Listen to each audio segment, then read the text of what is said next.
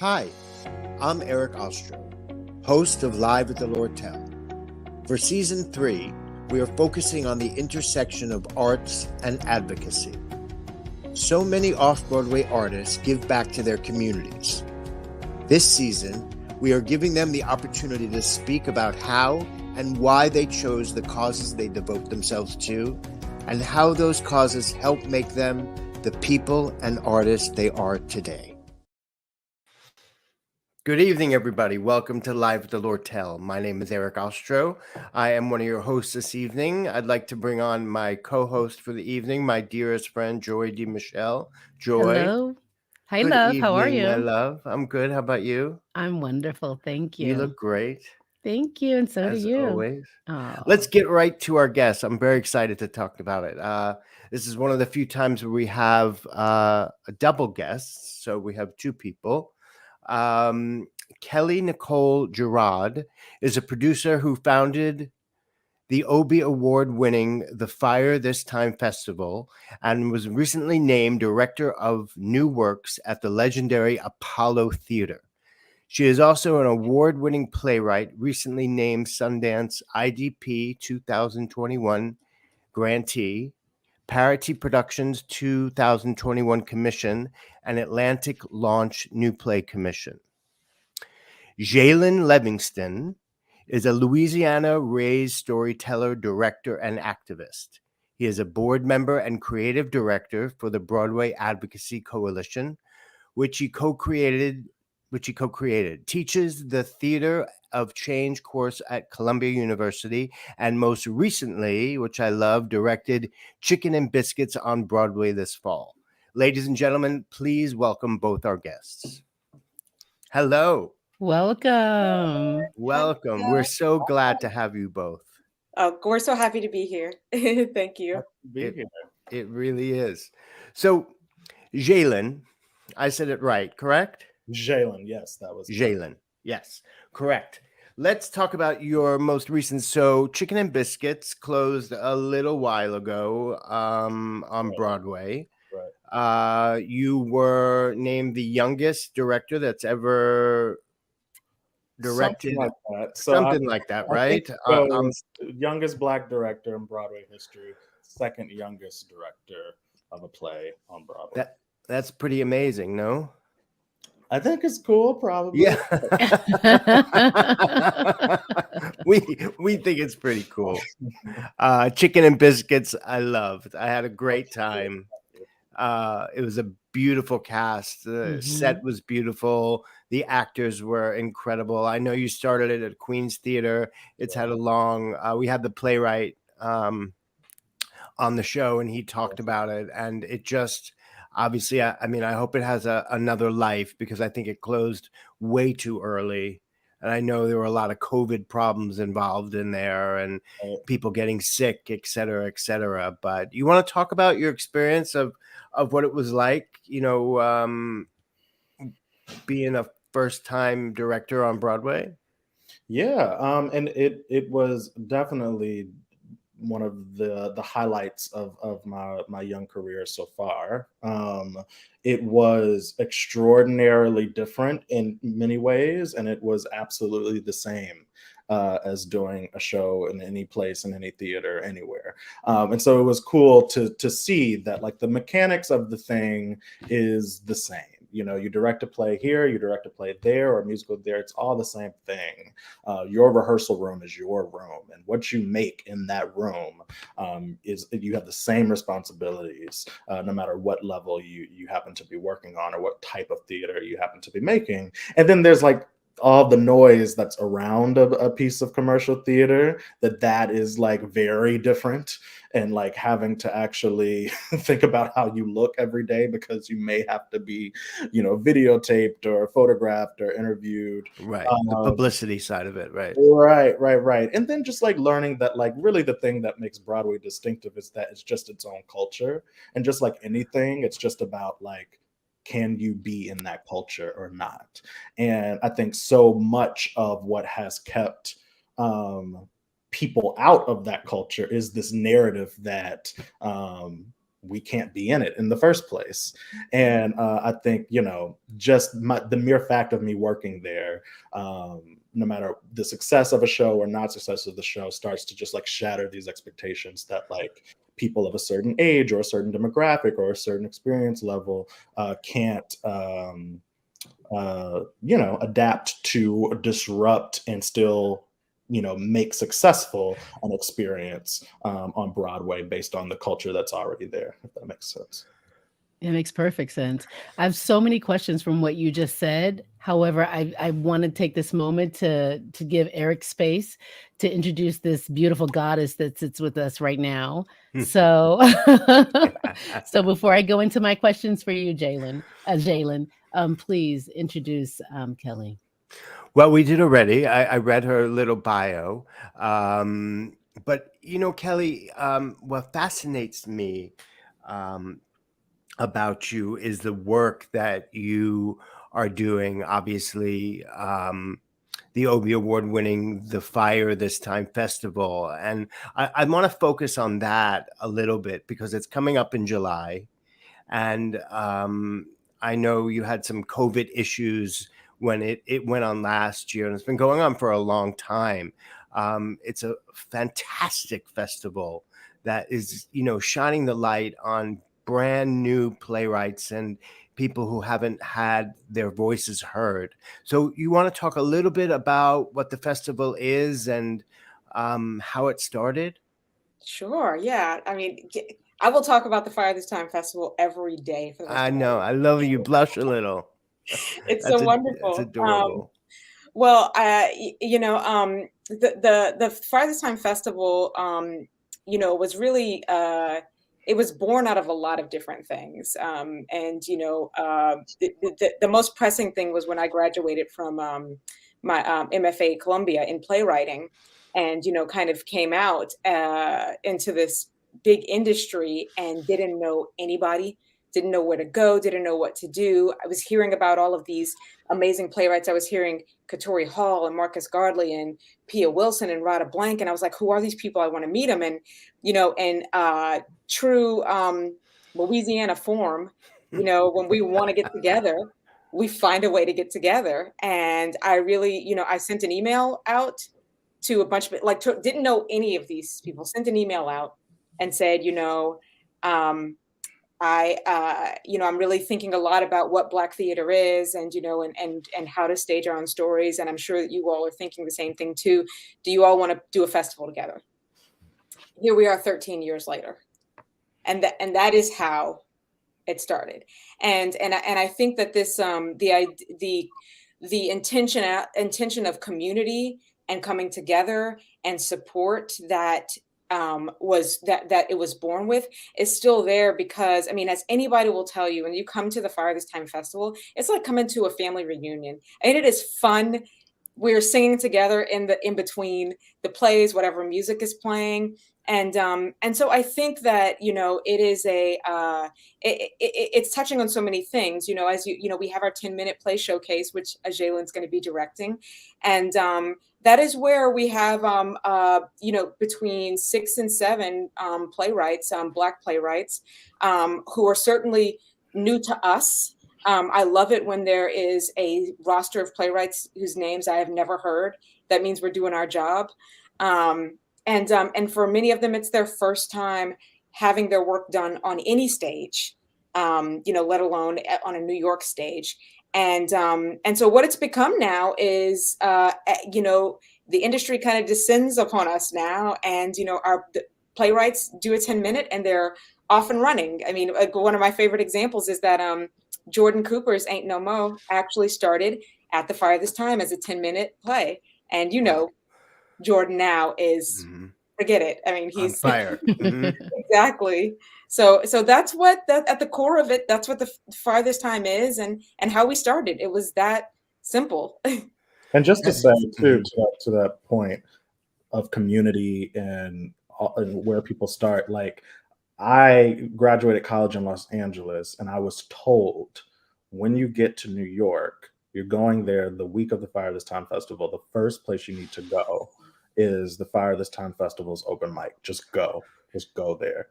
And so I moved to New York not knowing really anybody.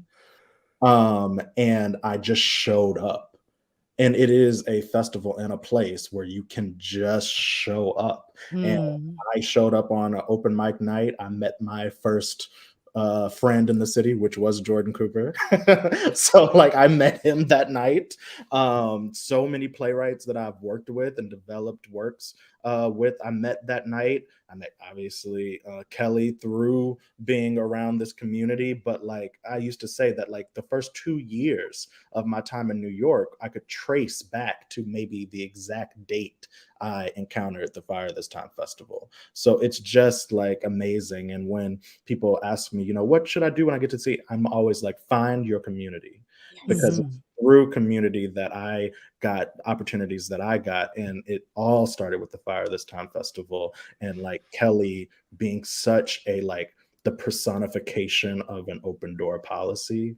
And I have, had work presented in the festival to some capacity. I've helped produce in the festival. I've been an audience member. I've worked the box office, and it is a family reunion to a family you didn't even know you had. So I just wanted to co-sign all of that just from my own personal experience. I would not be on this Zoom if I had not encountered the Fire This Time Festival. Oh, that's It's beautiful. incredible to me. Oh, man. I agree with you. But the chutzpah that you had, Kelley, to sorry, my Yiddish is coming out. The chutzpah you had to just send an email to these playwrights that you didn't know at all, just reaching out to them. I love that our community came back to you and said, "Yes, I want to meet. I want to do this." Yeah, it's like it's one of those things you can only do when you're 26, right? Yeah, right. If you actually thought through it, Yeah. like, I mean, I'm not, I was like, oh my gosh, I can't just like I email totally people agree. now, Right. but then I'm just like, you have that that courage that like, what am I gonna lose? Because you really don't have anything. Mhm, Right. mhm. As opposed to now. I mean, yeah, I think you're right. At 26, I think you have there's nothing to lose. Yeah. Yeah. So, Jalen, can we talk about your trajectory? Like, how did you go from I'm going to California, I'm going to New York, I'm going to the festival, and now I'm on Broadway? Well, So, yeah, what's that middle part? that's a good question.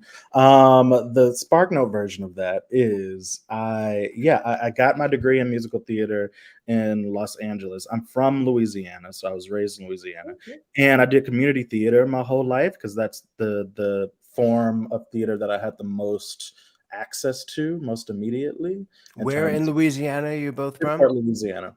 I'm from Shreveport. I'm Okay. from Baton Rouge. Yeah, so Okay. northern and southern tips there. And so I had most access to theater in the community.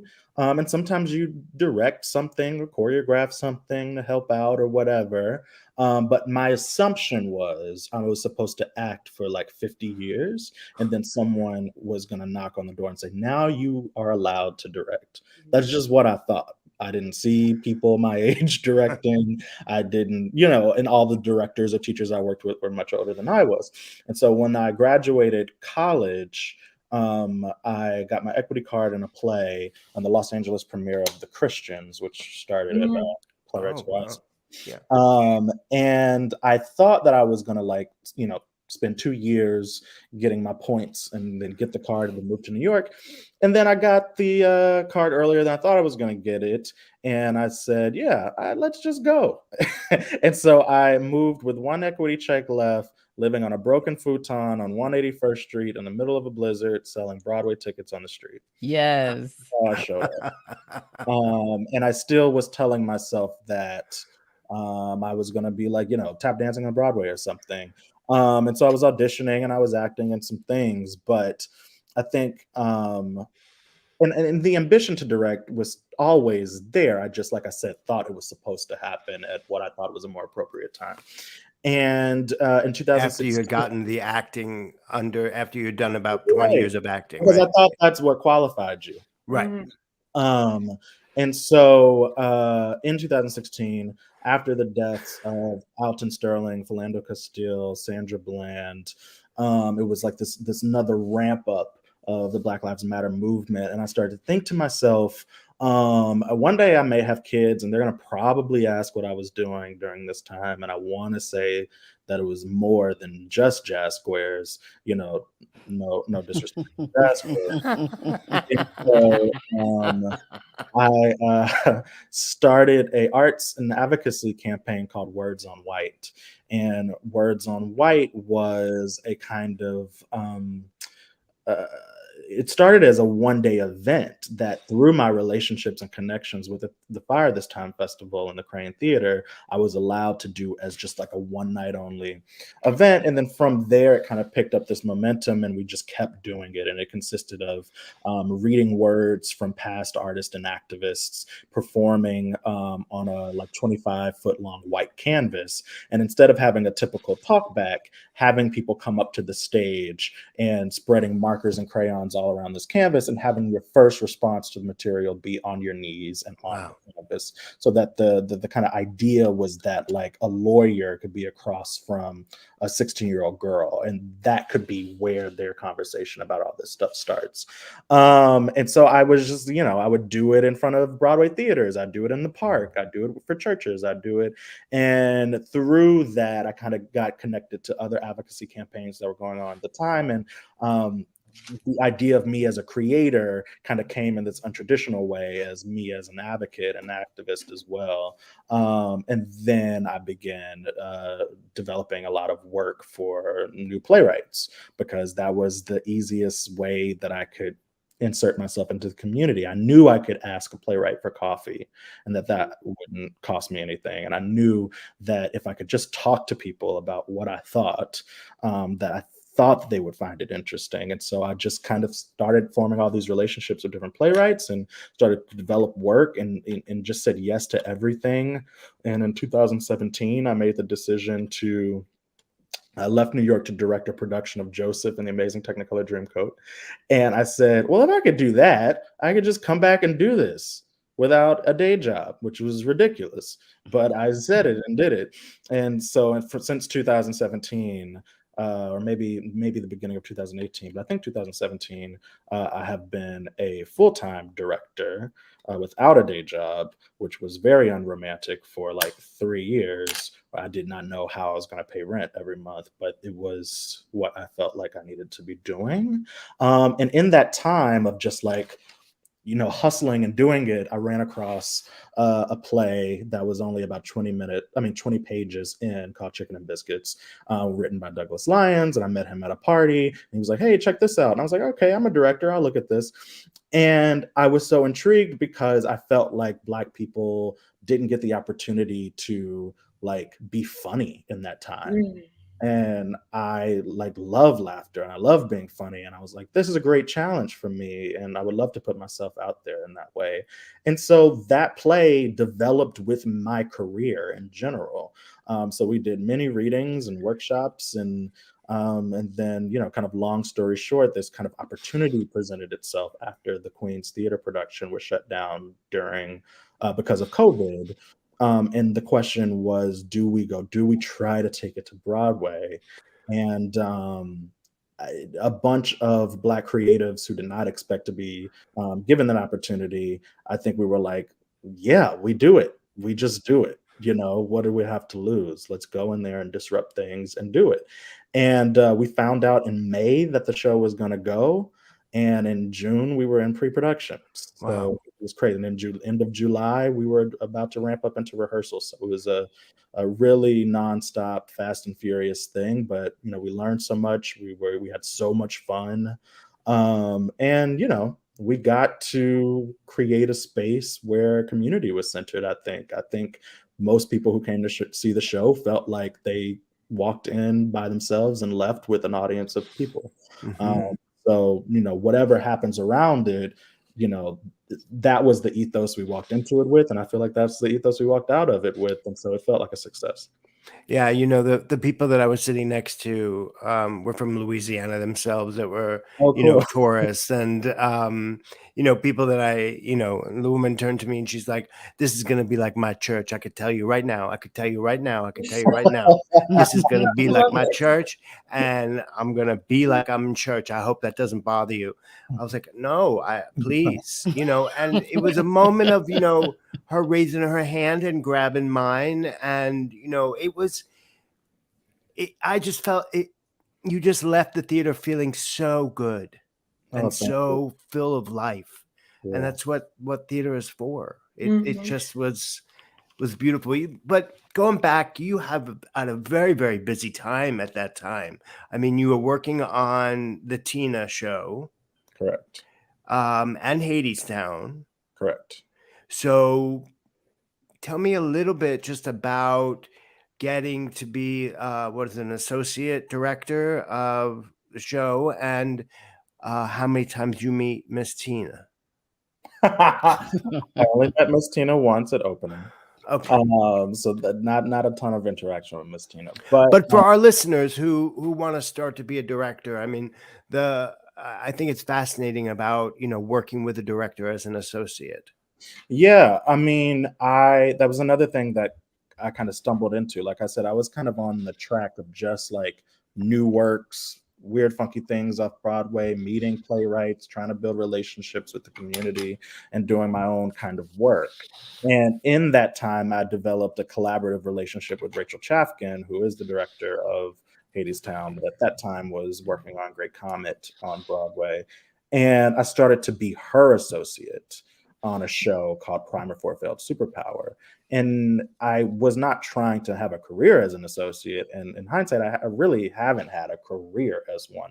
There's been these two gigs that have been very special to me, wherein I've gotten to be in this position. But another director friend basically sent my resume into the management at Tina because they were looking for a resident director. She sent it in. 2 months later, I got an interview. I interviewed a few times, and then I started that week. So it was Mm. pretty straightforward. But I guess the thing and then the Hadestown experience was more casual than that, in that like Rachel by that point was just a friend and collaborator and needed like help. Like she was pregnant and could not go show up in Korea and asked me to go put the show up in Mhm. Korea. And so that's how that happened. But, you know, I would tell people that, you know, being an associate or being a resident is a very specific kind of gig and job, and you can learn lots of things about the business. But that the only way to learn how to be a director is to be Right. directing all the time. Mhm. Okay, Mhm. Miss Kelley. You know, my question is, and then I'm gonna hand it over to Joy for you. What is the impact that you've noticed on the kind of work that is being created, and that is being put into the world and produced Uh, do you in mean? terms of your festival? I think that there's more opportunities for Black people to be whole. There are more opportunities for people to see that we're not a monolith. I mean, before, you know, because the Fire This Time has so many different voices, and you know, it's very strange to me to even say, like, oh, we have so many different perspectives, when it's like, duh, of course we do, you know. But until it's presented that way, you know, we're fighting against years of things. We're fighting against years of being presented a certain type of way, and that, you know, and Blackness is one type of thing. And you know, and really one of the big pushes for me even becoming a playwright and forming this festival was because, you know, growing up in Louisiana as, you know, Black but not looking Black enough, you know, or not, and then growing up in a mostly you know, white schools, it was just like, you know, I got so tired of this thing that you know, Blackness is this one thing, you know, like you're supposed to fit into this and therefore you are confusing to us. And so I think that, you know, all of the work that we've put into saying, here are 7 different perspectives, because these are 7 different Black people, and you're going to hear some plays about sci-fi, and there's going to be some comedies, and there's going to be some drama. There's going to be some plays that have to do with our legacy of of our ancestors being enslaved. And there's going to be some plays that are about geeks in a laundromat. Like, it's everything, and we are everything. And I think that is the thing that I'm most proud of that we're seeing. I mean, I think even look at Broadway, this historical year that Jalen was a part of. I mean, you had so many different perspectives on the stage, and that is the way that it should be. So more of that, please. Yes, the big takeaway from that is we are everything. I think I'm putting that on a shirt. Yeah. Go ahead, So Joy. I wanted to ask Jalen about your class that you're teaching, the Theater of Change. Can you tell me that title sounds so salacious to me? So please tell me more. Yeah, sure. So a little context. So I started working with Broadway Advocacy Coalition probably also in 2016. It wasn't called that at that time. And we started to think about a methodology that would allow for artists who were professional kind of like theater maker artists, people who have been directly impacted by the criminal justice system, and policy folk, lawyers and advocates in the community, trying to figure out a way for them to be together in a room and be working on a kind of policy point that was utilizing the performing arts and narrative as a starting point to both figure out a problem, to figure out access to that problem, to imagine what a solution could be, and to figure out a strategy for actually advocating for that thing. And that kind of came out of some of the work that we were kind of freelance doing with the organization. And a couple of years later, we were like, I think this is something we could actually put in a kind of academic laboratory and think about more. And so we developed the course, The Theater of Change, at Columbia Law School. And the idea of a theater course that was placed within a law school was pretty interesting. And I think if some of my high school teachers saw that I was co-teaching and creating a curriculum for a law school, they would be very confused by it. But that's really what we did. And it was me and a group of really, really, really smart people that also represented those intersections of like professional artists, advocates, policy folks, and lawyers, developed a curriculum by which we would pay artists and those who've been directly impacted by the criminal justice system to be in this class with lawyers and to basically go through a process of centering story and narrative as a way of, investigating a lot of these topics. And in the Theater of Change, basically one of the big things that come out of it is something that we call an engagement strategy. And this is the things that are around a piece of performance. And that felt like the kind of missing piece in some of the kind of art advocacy work that wasn't, that had an aim to make an impact, like an actual policy impact, and not just touch people on one individual level. And so this idea of an engagement strategy makes you ask questions like, where should this piece of storytelling be? Who should be telling this story? Mm-hmm. What's the audience that has to see it now because they're the ones who actually can change it? Yes. Which is different than just an audience you want to impact in general, which has its own kind of fruit and value. But what does it mean to actually bring this work into city council? What does it mean to bring this work into a school or into a law office, or, where the audience are peoples whose responsibility it is to actually be knowing that this stuff is going on. And so that's a kind of a big part of the Theater of Change class, is like being in a working group, creating a project around a personal narrative, but also then attaching with it this engagement strategy. So as you're building the performance artistically, you're also building this world and context around the performance so that the chances of impact are greater. And so we did that for a couple of years, and that was exciting and interesting. And I think we started to do an interesting pivot about a year ago, and started to look in our own backyards, and go, there's a lot of this stuff that isn't right in our own theatrical communities.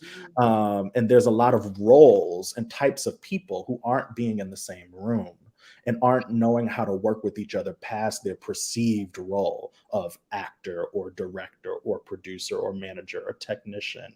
And what would it look like to bring the theater of change to Broadway? And so what we've been doing recently is doing these theater of change workshops with companies. And this really started as companies were trying to come back to Broadway after the worst of the pandemic, and really asking the question, how do we come back in a way that centers those who have been directly impacted by policies that don't work anymore? And what if we center that and those narratives along with what we're all getting paid to do as well. And that has been a fascinating journey that's still emerging, that we're still learning things from, that we're still getting data back from. But the idea of creating roles within a commercial theatrical space that aren't just your paid role, but also your change maker role. Yes. That the theater of change is really interested in, so that you may actually have more in common as an actor with your lighting technician, because both of you are disruptors. And so, we think about processes in which we can excavate that information for folks. Kelley, what is the process when you bring in directors to work with your playwright for the festivals? Is there a process that you have, and what do you look for in directors when pairing them up with these up and coming playwrights? Well, I think what's most important to us, what Zhailon has mentioned so many times, is that we go to community, we go to our community. All of the directors that we have worked with have been people who have come up through the fire this time. I think it's so important for us to have a director who understands, who understands us institutionally or community wise, and that's where we start. So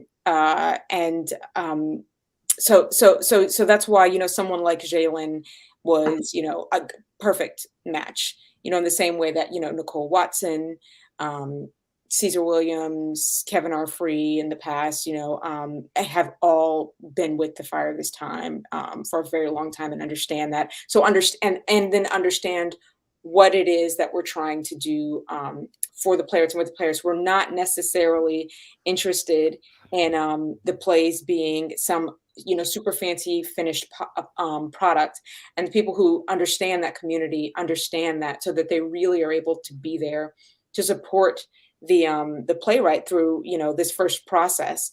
And I'll say about that directors really understanding that there is always going to be it's different things for playwrights of color to encounter, Black playwrights of color to encounter.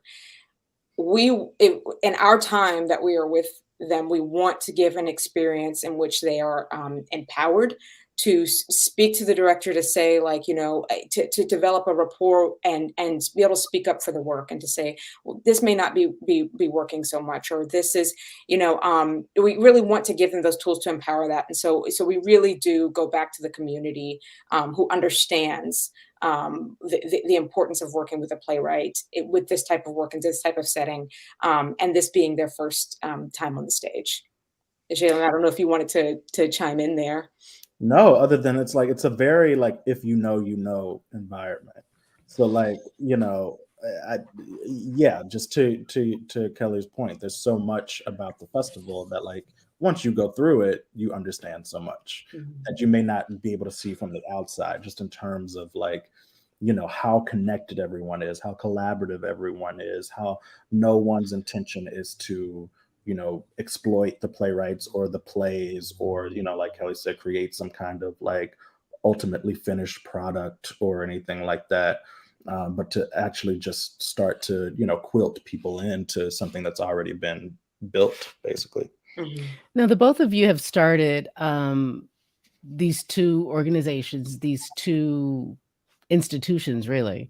And my question is, how, for people listening, what advice do you have to them, and what route did you take in terms of getting funding to do the things that you're doing? Because that's where typically a lot of our Black institutions have like hit up against a wall, is either in finding funding or keeping the funding or knowing how to maintain the funding that they've gotten. I can't imagine that Kelley would not cover anything that I would say. So I would just Well, and I was giggling a little bit because my axe to grind has been funding reform. I've been at so I'm now at the Apollo, but I've also been at the Sheen Center. I was at the Billie Holiday Theater, so I have the experience of being at large nonprofits and then being, a little nonprofit. And it's not easy when you're a little nonprofit. And I would say even after we won the Obie and we were like, yeah, this is going to be easy now. It wasn't. It got a little bit easier, but I think that the hurdles towards funding are tremendous, and I'm so glad that you mentioned it. Because for the funders out there who are watching, there are so many Fire This Times. There is Harlem 9. There is New Black Fest. That's just a few of all of the spaces that are popping up to put work up in places where you can only get 5 slots, every every season, and that work needs to be funded because those are your incubators. Whoever you're seeing at the Public, at the Atlantic, at the Apollo, wherever, they came up through that. And so I will say it remains an uphill battle. It gets a little bit easier. I mean, we're 13 years old now. It gets a little bit easier. And I will say that in 2020, between the pandemic and just the uproar and to use the word you've been using, Zhailon, the disruptions in the industry, as a cause of people reflecting more on themselves due to the murder of George Floyd, a lot more funders started to open up themselves to people like the Fire This Time. And I would like to see more of that. I think it would be a really great thing if there were more opportunities to give more people a basic understanding of grant writing, of how to even go get to these funders and these funds. It remains a big uphill battle, and one that I am, you will always hear me harping on, because I do think it is it's the key to change, really and truly. I think that you can program as many artists of different backgrounds as you want, but if ultimately the decision is made by money and that those things look a certain way, or there's a certain expectation, or that hasn't changed, you're not going to have any real change that's going to last. Right. It's been so fascinating to me too this year, these past 2 years, about many Broadway actors and directors looking to see where the money is coming from. Show me the receipts. right. And I wonder if the two of you have anything to add to that. With Karen Olivo, starting the her organization, about showing the receipts and getting involved and having people teach her and her partner how to write a grant, how to get people within her organization that's what they do, and that they're not just going to take a check from anybody. They got to see exactly what that background is, because if that person is given to this organization, which has nothing to do with us, they're just giving that money because, you know, they have to, or as opposed to somebody else. And I wonder if the two of you had any anecdotes about that. I mean, I'm sure this is something that's prevalent on every level of nonprofit, just like the question of that and how to negotiate that. I know at least with BAC, I think something that we come across that probably isn't completely foreign to the Fire This Time Festival, but I think is definitely resonant in the work that we're doing at BAC are people who are trying to respond to a moment by giving resources to something. Here, take this. But that kind of response is not a sustainable giving model, right? Because that means that when they don't feel as if the stakes are as high anymore, then the funds, you know, run away. And so, you know, our executive is always kind of trying to think about ways in which we're trying to get those 3-year, 5-year commitments. Because I think that's something that really has to be out of the conversation in order to reform some of these things is giving that isn't just purely reactive. Because giving that's purely reactive tends to be money that goes to institutions that should have already been doing work that they're now just starting to do. Whereas I think in this time, it's time for like giving to be more about sustaining the values that come out of cultural institutions. And that takes much more being in community with people and much more of understanding the value of the work outside of the product that ends up on the stage. You know, this incubator, you know, idea that Kelley is talking about is just so real. Like, you know, I always know I have a community to fall back on no matter what. Even if I screw up and mess up and have to be held accountable for something, I still know from which I come. And what's so hard is when the money just goes to the institutions that aren't invested in our culture and our values, then there's not a space for me to bring my value and my culture to that institution. So I may be in the room now, or there may be space for my play now, but there isn't really space for me. Right. And if there isn't space for me as a messy, complicated human, then the work just won't be sustainable. And I think that's ultimately what we're fighting for, is sustainability. And I think also the challenge is to not conform to a moment because of resources. And I think what's so impressive about the Fire This Time Festival, though sometimes the programming changes, you know, from year to year, things may look a little different. The integrity of the thing it has always been true for 13 years straight.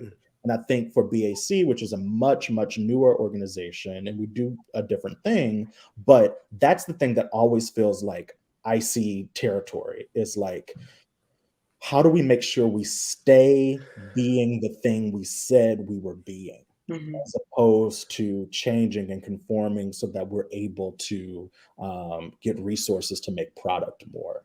How do we, you know, reject the need to produce all the time as a way of getting resources? I think we have probably a longer way to go in making sure that like everything is stable enough to where we never have to worry about that. Yeah.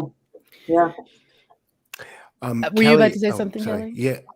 Kelley, were you going to say something? Oh, and I was just going to piggyback on Zhailon's wonderful response and just say rethinking, you know, what resources are, you know, that, Right. you know, if you, you know, if because you can't donate to me because I don't operate at a certain dollar level, but you've got an empty building, you know, okay, I'll take that. Right. You know, or, you know, can you offer career guidance resources, mental health resources for my artists in the community? Like, what else is it?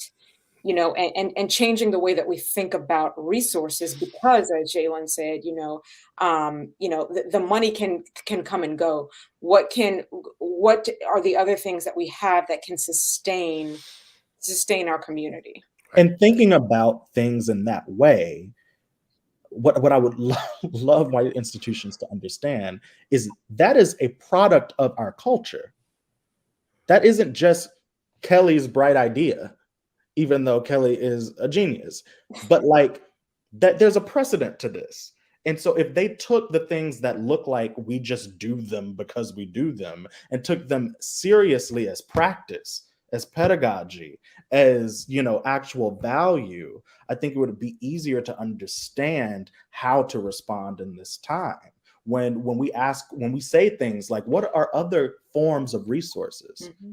That is a very anti-capitalistic question, you know, and so that's what we mean when we say start to center us and our work. It's not just about having us in the room, it's about learning from what we are actually saying and doing, you know, and connecting, you know, the things that Kelley is talking about to the history of an entire people who the chances of us getting here make no sense on paper. So try to make sense of it, please.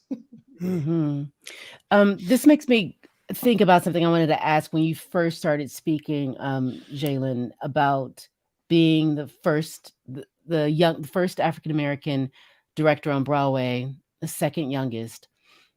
That I always talk to people about the cost of excellence and what does that mean for that person on that journey to being excellent. And then you just recently spoke about the creative gymnastics that we're expected to take sometimes when fitting into a space to meet a particular thing, right?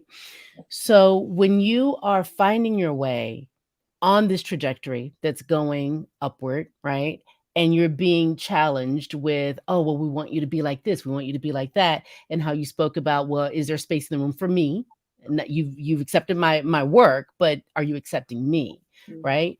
Can you speak to that for the young people that are listening, that are coming up and they're wanting to be on this track of excellence?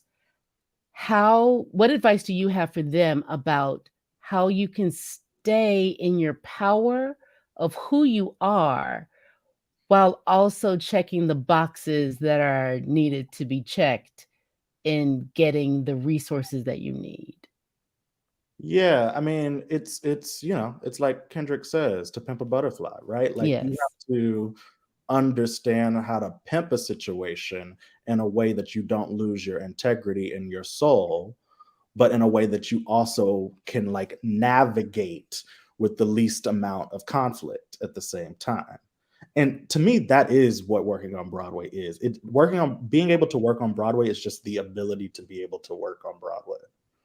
And like that's what I have found. Like the ability to navigate that specific culture is the only qualification really outside of, you know, any of your other directing work, right? Like, you know, there's bigger stages, there's shows with more people that are happening in other places, there's, you know, and so it's never about the technical craft, it's more about just like understanding the culture you're coming into and why the heck do you want to be there in the first place.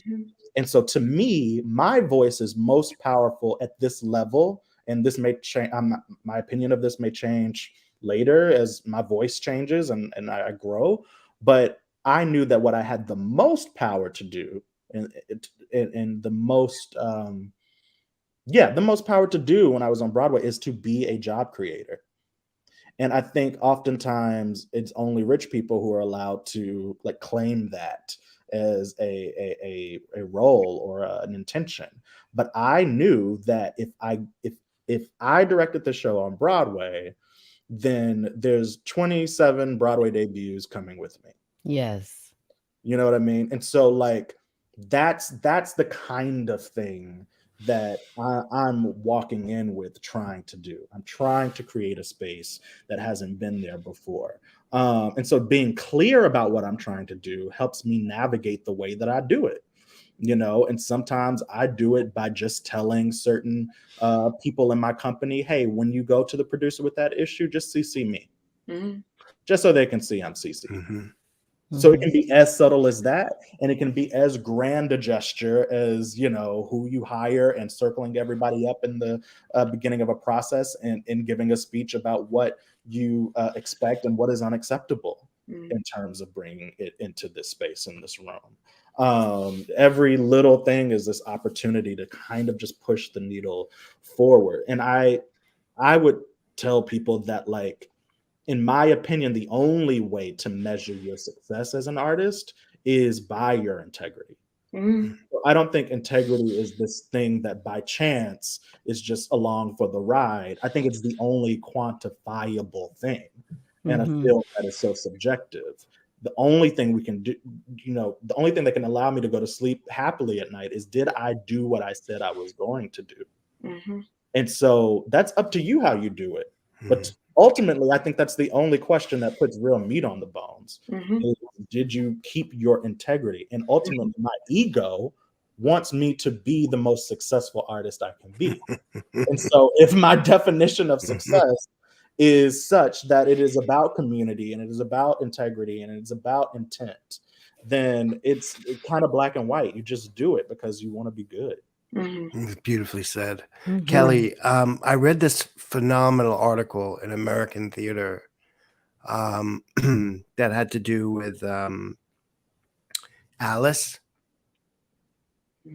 I know we don't have time to probably go through this whole thing, but it was one of the most incredible articles I've ever read.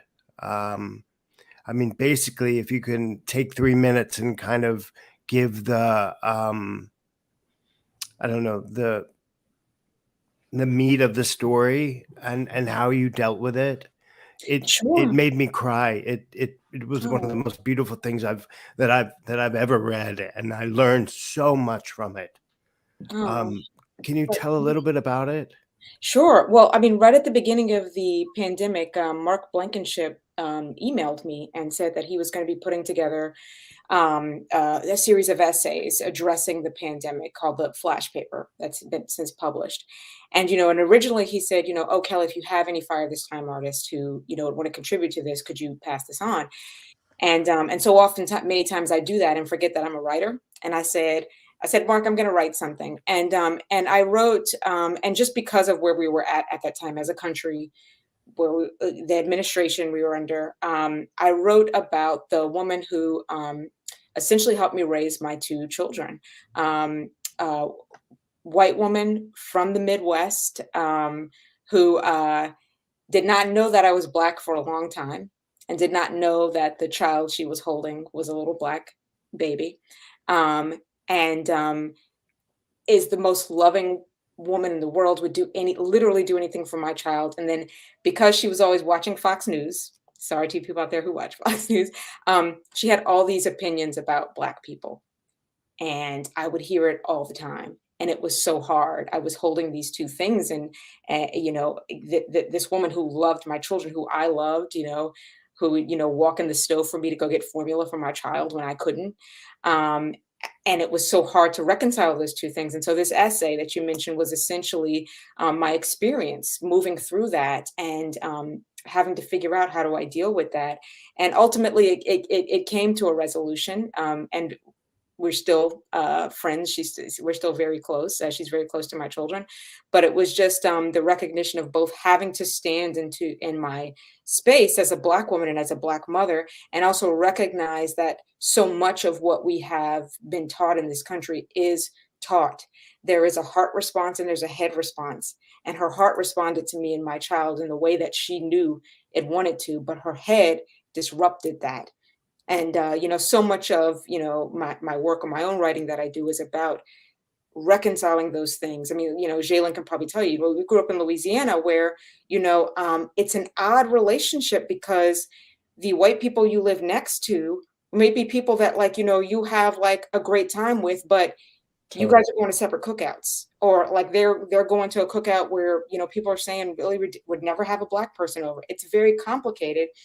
But the essay, I think, was just my attempt to say, and this is what America is, and this very small thing, and that's not who we have to be, No, I'm just going to read this quote from that, from what you wrote, if you don't mind. When social distancing ends, my activism will include anything that opposes the toxicity and divisiveness of our current administration. When social distancing ends, I will live the motto, love trumps hate. The country's leader may have abandoned Alice, but I won't do the same. You just kind of kill with love. And that's what you did. You just killed with love. And I just found that so, sometimes you have to be reminded of things like that with family and friends and, with all the social media or whatever. You just have to remember that you have to lead with love. And you reminded me of that. So it's in American theater. You can Google it. Google Kelley's name and the article will come up, and it will change your day around. Oh, thank you for saying that. And it was magnificent. Thank you. Kelley, And thank you for writing that and putting that out there. And I feel it in my spirit to say for people who are listening that Kelley put on paper into words what we as Black people do and have been doing for years. So that is part of the Black experience, is to kill hatred with love. That's how we have made it so far. Because if we did not love, the things that have been done to us would leave everybody in a terrible wake. So thank you for putting words to that. Thank you. Thank you. And I would say that, part of what the Fire This Time does is I think that by showing the spectrum of the Black experience, we show like, hey, I like this kind of music too. Like we are special and unique in our very specific things, but we have so much overlap. We don't have to be afraid of each other. And so that's why I love that people, the more we tell our stories, I think that the closer we get to leading in the right direction. Let me put it that way.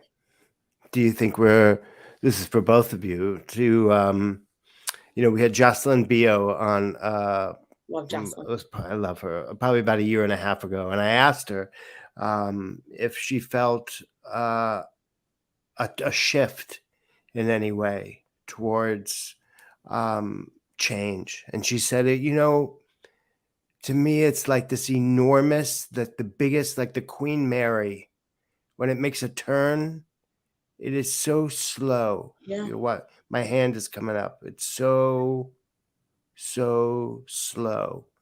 She said that's what it felt like for her.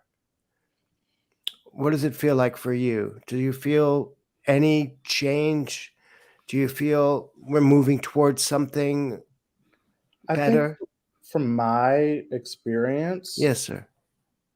which has been a lot less than some other people who have been in the fight, is that, or just in the work, because also this work can be extremely joyful, is that I'm unsure whether or not this work has changed the industry more or changed the players more.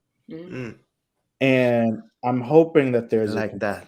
convergence, but I think what I'm starting to be more interested in is just the amount of people who the work has worked on and what they are starting to center as important.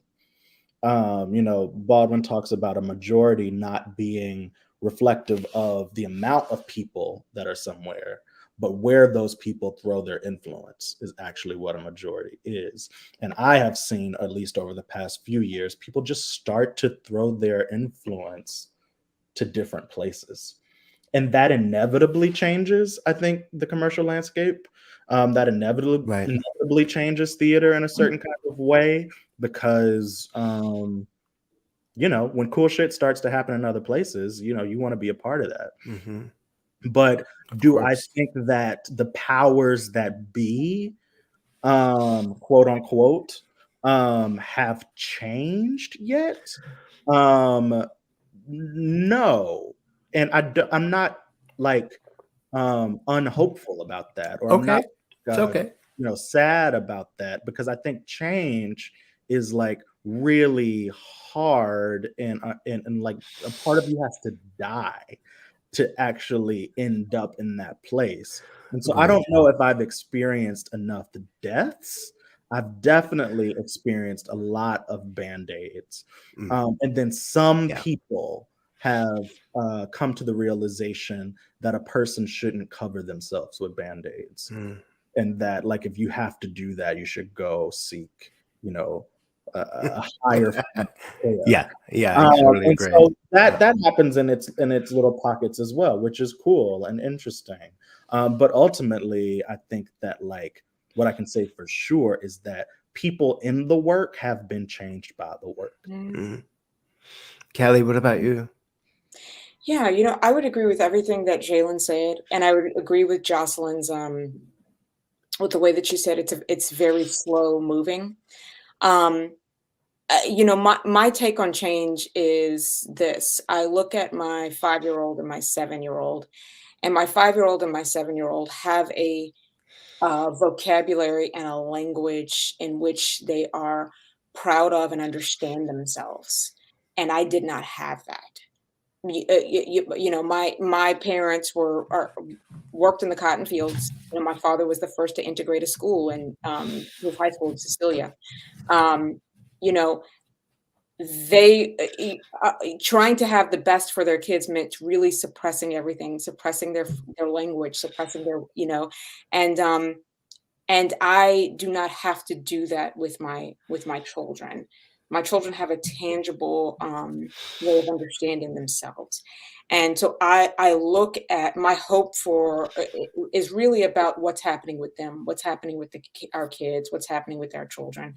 And they give me a tremendous amount of hope. And if I'm basing it just off of them, I would say we're moving in the right direction. And so that's what we have to keep doing the things that we're doing. Keep giving Zhailon opportunities, keep giving all of these wonderful playwrights opportunities, keep listening, you know. Agreed. We could talk to the two of you for hours. I'm blown away by not only you as individuals, but how you speak the same language and you can finish each other's sentences. Obviously, you've been working together for so long. Same as Joy and myself. And you know, the festival is going to be. Do you want to tell us when the festival is? Sure. Our dates from now, July 7th and 10th, we did have to reschedule because of Okay. Omicron. So it'll be July 7th through 10th, same place, Crane Theater, 85 East 4th Street. And we should have more details about the schedule of events Right. coming soon. We've been putting up the website up on the screen. But that is our show. I thank you both so much for Thank you. your input, your talent, you know, your majestic presence on stage. And I can't wait to see what's next. Well, I can't wait to see what's coming up in July. So Yes. I can't wait to be there. Thank you. We can't wait to have Thank you you. both. Yeah. Thank you. That is our show. On Monday, April 11th, Joy and I will interview Jaime Lozano. Born in Monterrey, Mexico, Jaime is an accomplished musician, vocal coach, composer, arranger, orchestrator, musical producer, and musical theater director. Considered by Hamilton's Lin-Manuel Miranda as the next big thing on Broadway. We will talk to Jaime about Revolucion Latina, an organization that empowers and unites the Latino community with full capacity to manage and expand our programs that inspire lives through the arts. On Monday, April 18th, cross your fingers, ladies and gentlemen, Joy and I will get to sit down with the unbelievable, one of my idols, Linda Lavin. I am so excited to do this interview. I'm sure you are too, right, Troy? Absolutely. We were just singing the theme song to Alice before. Miss Lavin was inducted into the Theater Hall of Fame in 2011. She won numerous awards, including a Tony for her performance in Broadway Bound in 1987, as well as the Lortel, Drama Desk, and Obie Awards. She is a 6-time Tony Award nominee for roles in The Last of the Red Hot Lovers and The Lions, among others. In addition to her amazing career, we'll talk about her work raising awareness and support for women's equality and support of single mothers. Information about our upcoming guests, as well as how to attend our online recordings, can be found on our website, liveatthelortel.com. Thank you for joining us. Thank you to our two incredible guests. Thank you to my bestest friend sitting in with me. Ladies and gentlemen, theater is open. So book your tickets now and go see a show.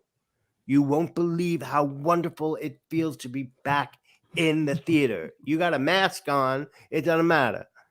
Go get vaccinated, get a booster, but go back to the theater. Stay safe, stay healthy, have a wonderful night. Good night, and thank you both again. Good night. Thank Thank you. you.